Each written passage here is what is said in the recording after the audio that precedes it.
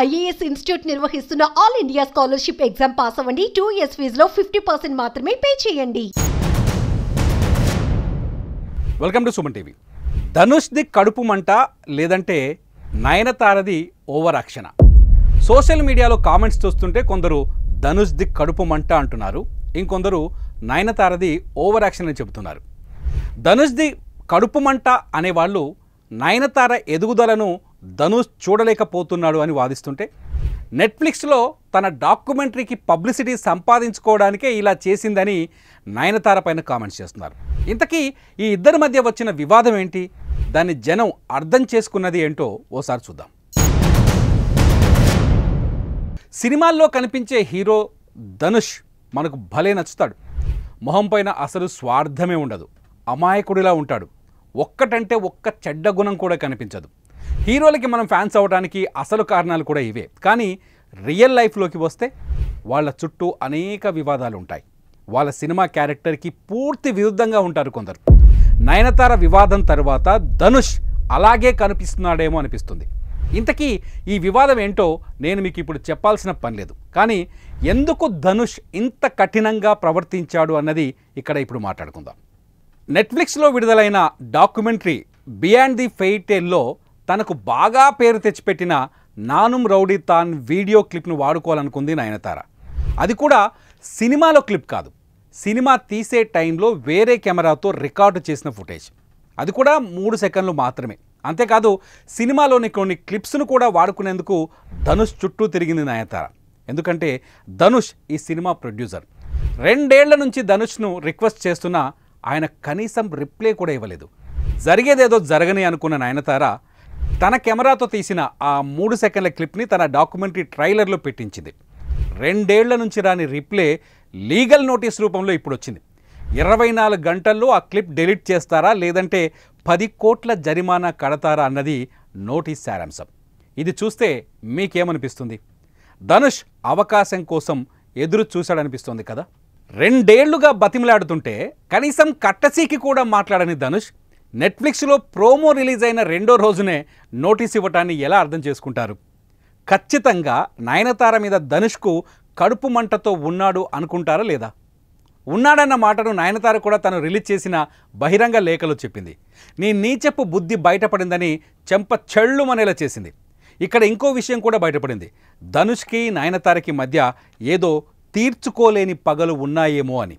ఏంటా అని గూగుల్ చేస్తే నానుమ్ రౌడీ థానే సినిమా టైంలో జరిగిన కొన్ని సంఘటనలు మనకు కనిపిస్తున్నాయి. నానుమ్ రౌడీ థానే సినిమా నయనతార లైఫ్లో 3 సంఘటనలకు కారణమైంది. 1, నయన్ను లేడీ సూపర్ స్టార్గా మార్చింది. 2, ఇదే సినిమా డైరెక్టర్ విఘ్నేష్ శివన్ను నయనతార లైఫ్ పార్ట్నర్గా మార్చింది. At the same time hero ధనుష్ని శత్రువును చేసింది. మొదటి 2 ఇన్సిడెంట్స్ ఓకే, మరి ధనుష్కు ఎందుకు నయనతార శత్రువుగా మారింది? తను అనుకున్నట్టు ఈ సినిమా రాలేదని ధనుష్ విమర్శించారు.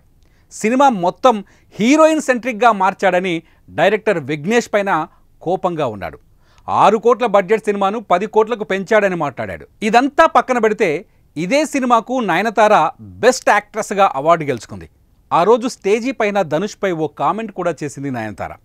సినిమా నాకు బాగా నచ్చింది కానీ నా నటనను నిర్మాత ధనుష్ అసహించుకున్నాడు అని మాట్లాడింది. ఇదే సభలో ఉన్న ధనుష్ సన్నగా నవ్వాడు, కానీ ఆ నవ్వుకు రివెంజ్ ఇప్పుడు తీర్చుకున్నాడని తమిళ ఇండస్ట్రీ గుర్తు చేసుకుంటోంది.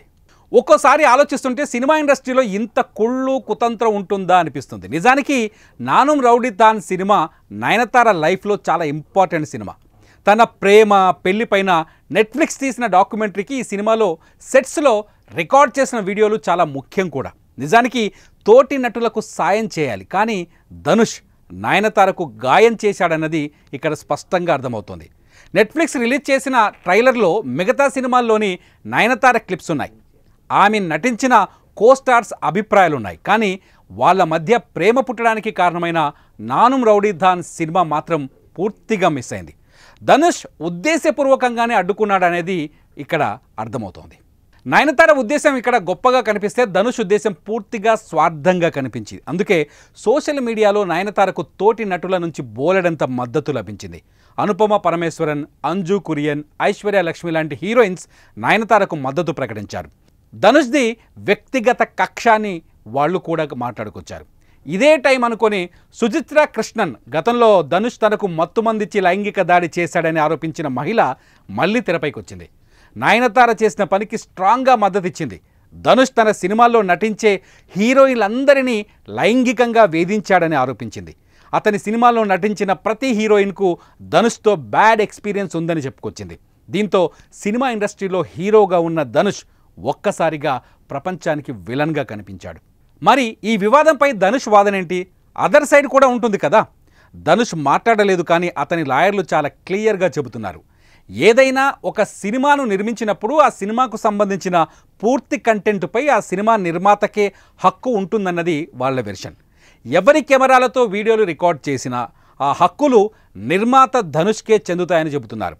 నెట్ఫ్లిక్స్ ఇండియాను నయనతార తప్పుదోవ పట్టించారని ఆరోపించారు. అందుకే క్లిప్ డిలీట్ చేయండి, లేదంటే 10 కోట్ల పరిహారం చెల్లించండి అని నోటీసు పంపించినట్టు చెబుతున్నారు. ఇంకో అడుగు ముందుకేసి సోషల్ మీడియాలో కొందరు నెటిజన్లు తమ డాక్యుమెంటరీకి పబ్లిసిటీ చేయడం కోసమే నయనతార ఇలా వివాదాన్ని రగిల్చిందని కొందరు కామెంట్ చేస్తున్నారు. అందుకే ధనుష్ది కడుపు మంట, లేదంటే నయనతారది ఓవర్ యాక్షన్ అన్నది ఇక్కడ ప్రశ్నగా మారింది. కానీ ఈ స్టోరీ విన్న తర్వాత మీకు ఏమనిపించింది? మీ అభిప్రాయాన్ని ఈ వీడియో కింద కామెంట్ చేయండి. సుమన్ టీవీలో మీ పర్సనల్ అండ్ బిజినెస్ ప్రమోషన్స్ కోసం కింది నెంబర్కి కాంటాక్ట్ చేయండి.